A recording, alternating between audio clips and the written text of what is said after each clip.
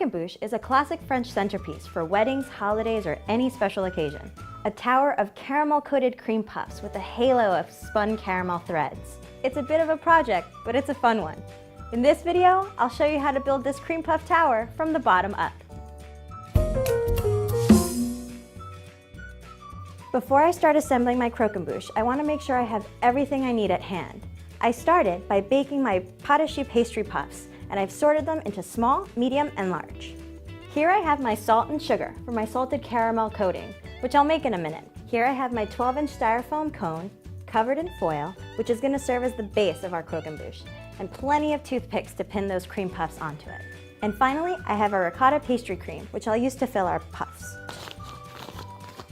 You're going to want to spoon about half of this filling into your pastry bag.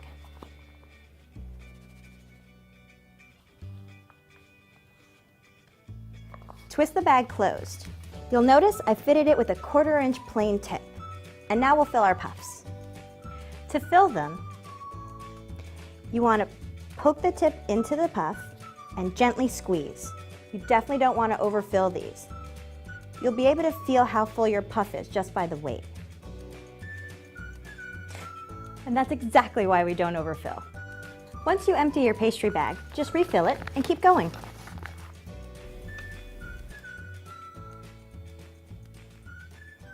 Now that my puffs are filled, I'll start making my caramel. It's important to have a bowl of ice water at the ready. You don't want to overcook your caramel. This will stop the cooking immediately once it reaches the right point. I also have a small bowl of ice water handy in case my fingers touch the caramel. This will stop my fingers from burning as well.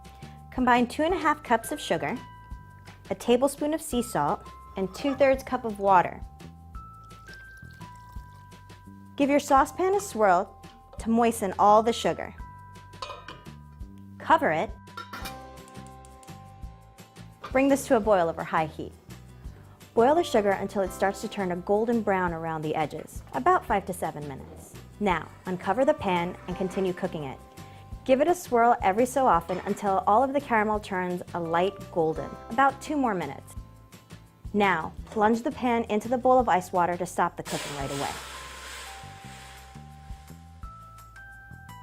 Stick your first toothpick about 1 inch from the base, so you have about 1 inch exposed. Take one of your larger puffs and dip a whole side into the caramel and about 1/3 of the top.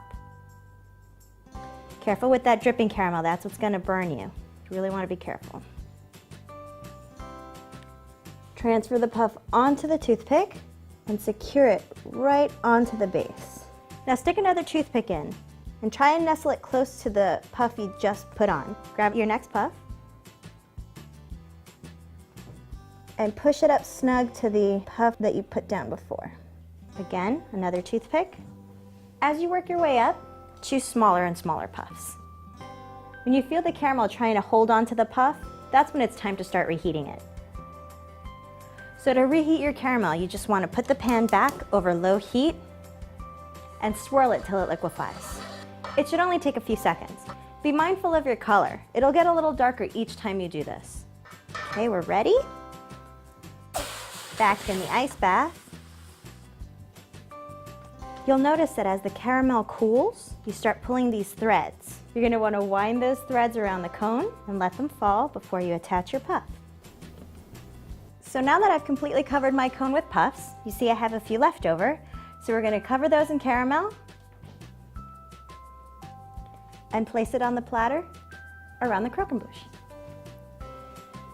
Now that we've coated all of our puffs, you can see that our caramel is thick and dark. What you want to do is use a fork, dip it into the caramel.